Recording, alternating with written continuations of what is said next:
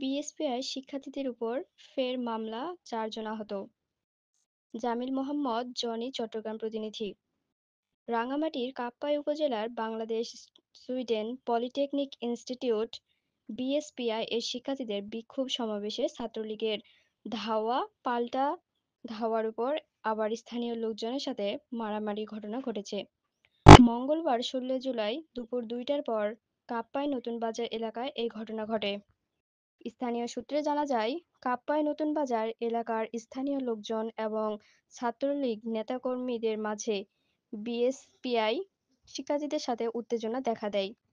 এক পর্যায়ে কয়েকজন লাঠিসোঁটা নিয়ে বিএসপিআই শিক্ষার্থীদের উপর হামলা শুরু করে।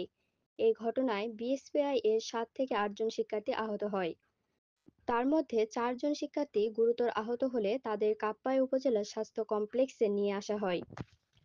আহত ৪ শিক্ষার্থীর নাম বিএসপিআই এর computer science and technology department এর ৬ষ্ঠ পর্বের শিক্ষার্থী পবন চন্দ্র নাথ, সিভিল অড ডিপার্টমেন্টের ২য় পর্বের ছাত্র আদিত্য তালুকদার, সিভিল অড ডিপার্টমেন্ট ৬ষ্ঠ পর্বের শিক্ষার্থী ইশতিয়াক আহমেদ, ইলেকট্রিক্যাল টেকনোলজি বিভাগের ৬ষ্ঠ পর্বের ছাত্র তাহসিন কবির রাতুল।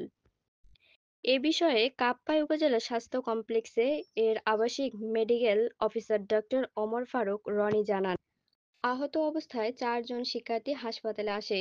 তার মধ্যে ৩ জন শিক্ষার্থীকে প্রাথমিক চিকিৎসা দিয়ে চট্টগ্রাম মেডিকেলে রেফার করা হয়েছে। এছাড়া একজন শিক্ষার্থী হাসপাতালে অবস্থান করছে।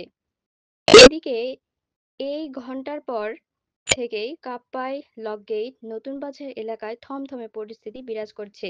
ঘটনায় ছুটে গেছেন কাপ্তাই উপজেলা নির্বাহী অফিসার মোহাম্মদ মহিউদ্দিন, কাপ্তাই সার্কেল এর অতিরিক্ত পুলিশ জাহেদুল ইসলাম, কাপ্তাই থানার ওসি আবুল কালাম।